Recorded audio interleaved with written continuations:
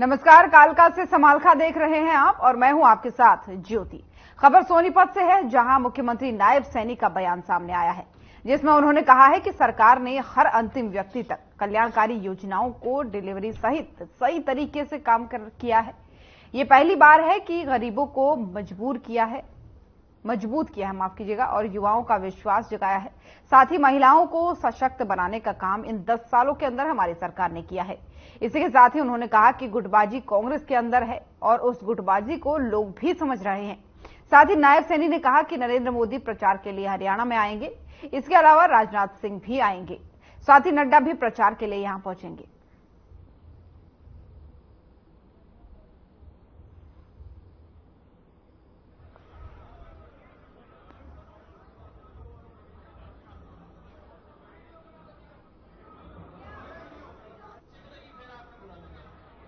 हर अंतिम व्यक्ति तक जो डिलीवरी योजनाबद्ध तरीके से पहुंचाने का काम सरकार ने किया है।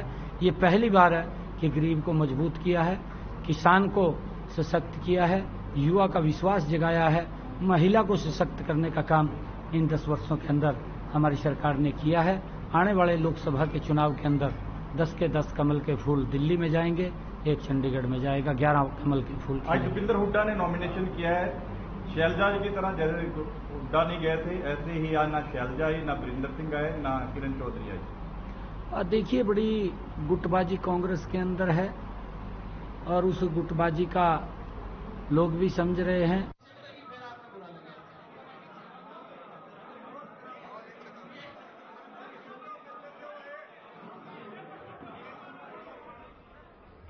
हरियाणा में पूर्व मुख्यमंत्री मनोहर लाल का आज जन्मदिन है। इस अवसर पर सीएम नायब सैनी ने पूर्व मुख्यमंत्री मनोहर लाल को बधाई और शुभकामनाएं दी हैं। इस दौरान उन्होंने कहा कि हम ईश्वर से प्रार्थना करते हैं आप सदैव स्वस्थ रहें और दीर्घायु हो।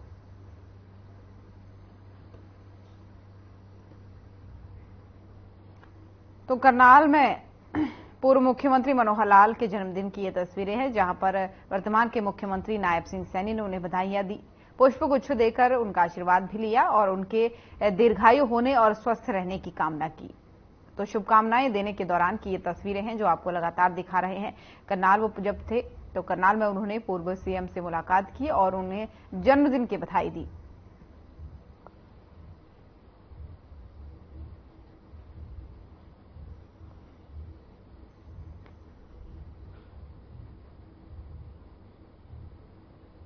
तो मुख्यमंत्री नायब सिंह सैनी और पूर्व मुख्यमंत्री मनोहर लाल की ये तस्वीरें हैं, जहां पर आज जो है पूर्व मुख्यमंत्री मनोहर लाल का जन्मदिन है और नायब सिंह सैनी ने उन्हें शुभकामनाएं दी हैं।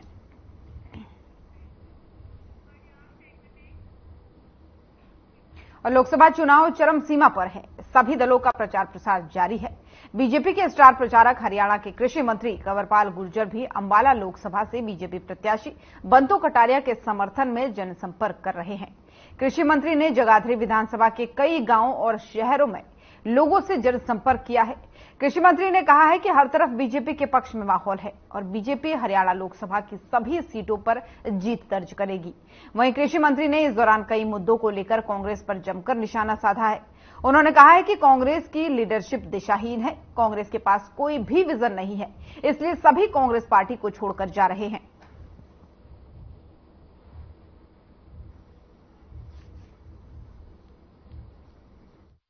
देखिए, जो कांग्रेस की लीडरशिप है वो स्वयं ही दिशाहीन नहीं और उसमें नेतृत्व देने की योग्यता उसके पास नहीं है। इसलिए जो योग्य लोग हैं वो आज कांग्रेस को छोड़ के जा रहे हैं। उनके पूर्व के जो सीएम हैं वो तक भी पार्टी को छोड़ के चले गए। तो आज उनको विषय नहीं दिखाई देता, कहीं कोई विजन पार्टी के पास नहीं है। लोग जब काम करते हैं ना लगातार तो किसी विजन के ऊपर काम करते हैं।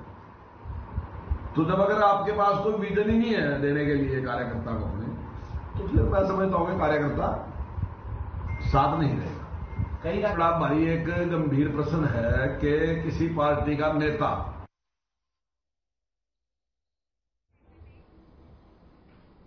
सोनीपत में देश के प्रतिष्ठित फूड टेक्नोलॉजी संस्थान राष्ट्रीय खाद्य औद्योगिकी उद्यमिता और प्रबंधन संस्थान निफ्टेम कुंडली में कार्निवाल एडिशिया का आयोजन हुआ। इस महोत्सव का उद्देश्य छात्रों में पढ़ाई और शोध के साथ साथ कला, संस्कृति और खेलों का सामंजस्य स्थापित करना है।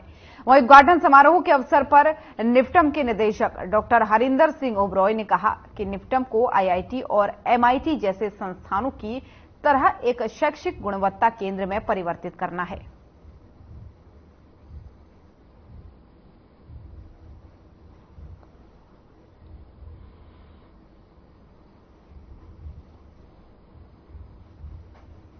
सोनीपत की ये तस्वीरें हैं जहां पर कार्निवल एडिशिया का आयोजन हुआ और कई तरीके के सांस्कृतिक प्रोग्राम इसमें प्रस्तुत किए गए।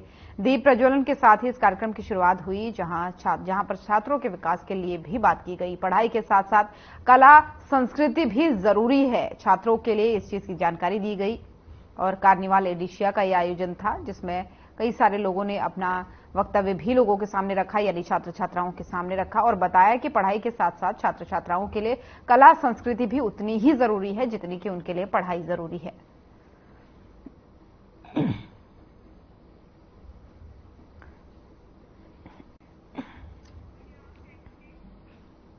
और सेक्टर 27 थाना क्षेत्र के बहालगढ़ रोड पर जगमोहन मोटर्स के पीछे खेतों में मोबाइल के झगड़े को लेकर भाई ने अपने ही भाई को पीट कर बेरहमी से मौत के घाट उतार दिया। वारदात की सूचना मिलने के बाद से मौके पर पुलिस पहुंची। मिली जानकारी के अनुसार बिहार के सहरसा जिले के रहने वाले विपिन पवन और गुलशन मेहनत मजदूरी के लिए 2 महीने पहले सोनीपत आए थे। देर रात गुलशन और विपिन ने बैठकर खेत में शराब पी। उसके बाद से गुलशन और विपिन का मोबाइल को लेकर के आपस में झगड़ा हो गया, जिसके बाद से विपिन ने डंडों से पीट कर गुलशन को मौत के घाट उतार दिया।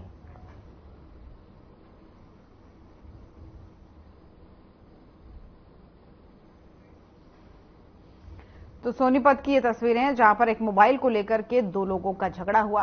दरअसल भाई ये थे।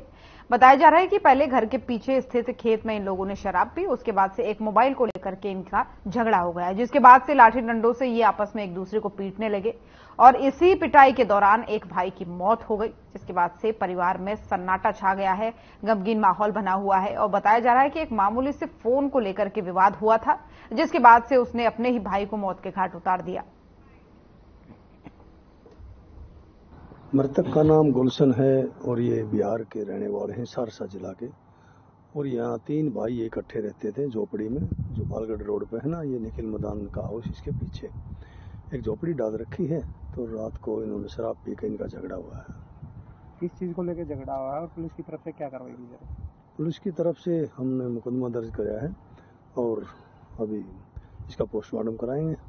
प्रारंभिक जांच में क्या है, किस चीज से पीट कर हत्या की गई है? डंडे से पीट कर आई है बात सामने कि इसका सगा भाई है, इनका आपस में शराब पी के, और ये सुना है कि इसने मोबाइल छीन लिया था और ये मोबाइल ये बड़े भाई का था, बड़े भाई का नाम विपिन है, उसने इसको डंडे मारे।